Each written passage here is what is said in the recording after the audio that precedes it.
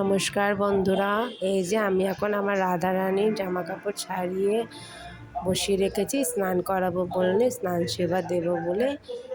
দেখতেই পাচ্ছে, এই যে আমি এই বস্তুগুলো দিয়ে, এই সামগ্রী দিয়ে আমি স্নান করাবো। দই হলুদ, তারপরে জল আছে, যমুনা গঙ্গা মেশানো, একটু ফুল আছে, একটু আমাদের বৃন্দাবনের মাটি আছে, ঘি মধু, এগুলো দিয়ে আমি স্নান করাই।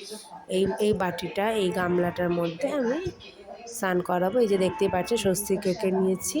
তো স্নান সেবাটা আমি দেখাই না, কারণ স্নান সেবা দেখানোটা উচিত না। যাই হোক, এই জিনিসগুলো দিয়ে আমি ওনাদেরকে স্নান করাবো। দেখতে পাচ্ছেন ঘটে জল নিয়েছি, ফুল নিয়েছি, আর জলে একটু গোলাপ জল আর চন্দন ঢেলে দিয়েছি। এই যে আমাদের দুজনের সুন্দরী স্নান হয়ে রেডি হয়ে বসে আছে আমার মহারাজ।